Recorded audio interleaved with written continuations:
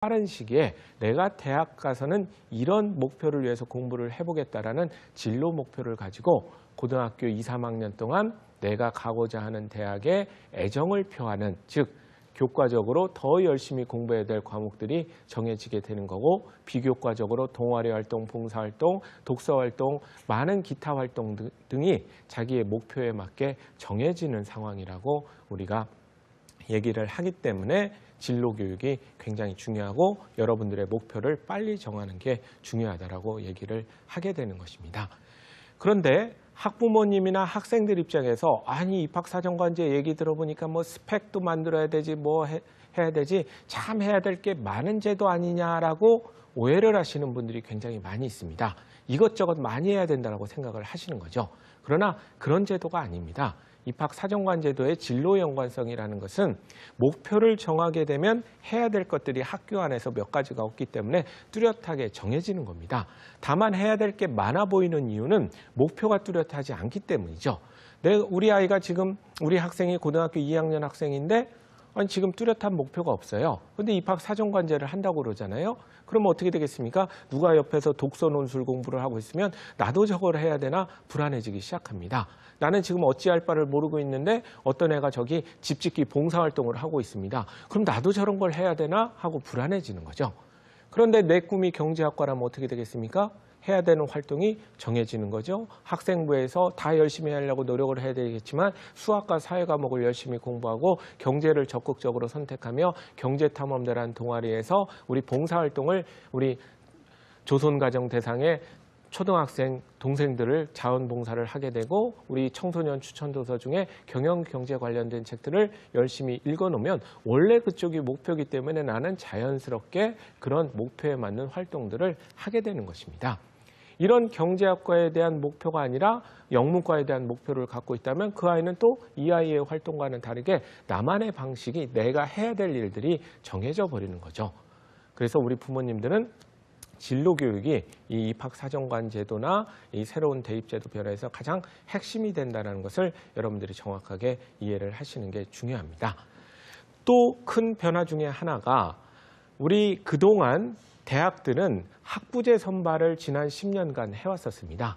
인문사회학부, 자연과학부, 기계항공우주공학군, 인접학문을 묶어서 아이들을 뽑은 다음에 자기들이 1학년에서 2학년 갈 때 세부적으로 정하도록 하게 된 거죠. 그런데 우리 고등교육법 시행령이라는 것이 다시 2009년에 재개정이 되면서 이제 학부제 선발을 하든 학과제 선발을 하든 대학이 자율적으로 결정할 수 있게 바뀌었습니다. 그래서 많은 주요 대학들이 옛날 아빠 때처럼 엄마 때처럼 아이들은 당연히 인문사회학부 이런 학부를 가서 1학년에서 2학년 올라갈 때 세부 전공을 정하는 것으로 알고 있지만 우리 어른들의 입장에서 옛날에는 그냥 구체적인 학과를 지원해서 갔지 않습니까? 그런데 이것이 이제 자율적으로 대학이 결정할 수 있게 만듦에 따라서 학과제와 학부제가 혼재가 되고 있는데 주요 대학들에서는 학과제 선발을 약간 선호하는 모습을 보이고 있기 때문에 이것이 입학사정관제와 합쳐서 가급적이면 고등학교 1학년이 끝나기 이전에 구체적인 학과 목표를 정하고 나머지 2, 3학년 동안 그 학과에 대한 애정을 교과적으로 비교과적으로 보이는 게 좋다라고 많이 얘기들을 하게 되는 거죠. 그런데 이 대학의 학과제 선발 전환 추세에 따라서 우리 진로교육이 굉장히 강화되어야 되는 것 중에 하나는 우리 학생들이 많이 관심을 기울여야 되는 것은 바로 학과에 대한 정보입니다.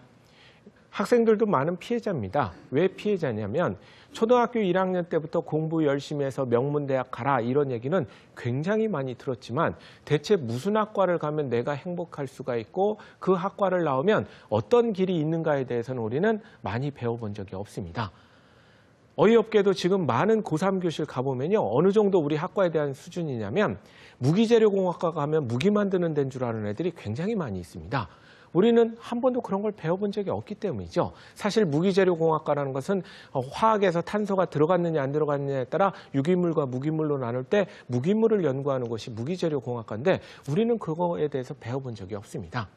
어떤 학생들은 나는 화학을 좋아하니까 화학을 응용한 화학공학과를 가겠다라고 얘기하는데 실제 화학공학과는 그런 과가 아닙니다.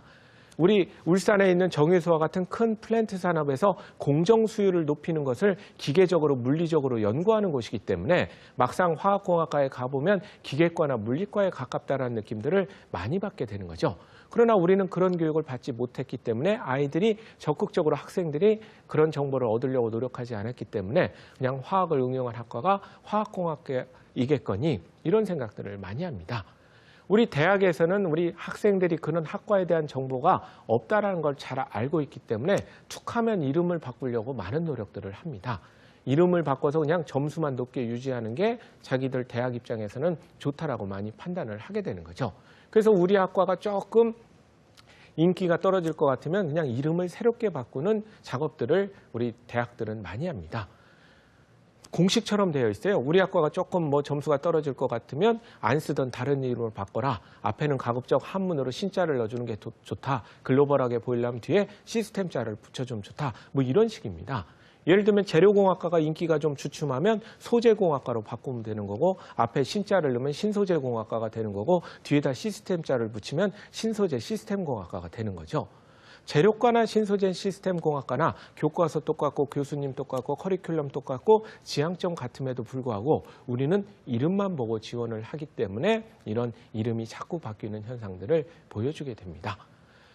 농학과면 어떻고 임학과면 어떻습니까? 그 학과가 우리 아이를 위해서 행복하게 만들지 그걸 전공해서 다음 진출 경로가 어떻게 될지를 우리가 많은 지도를 해주셔야만 이 입학사정관 제도와 학과제 선발 전환에서는 아이들이 올바른 선택을 할 수 있게 되는 모습들을 보여주게 됩니다. 그래서 이 대학의 학과제 선발 전환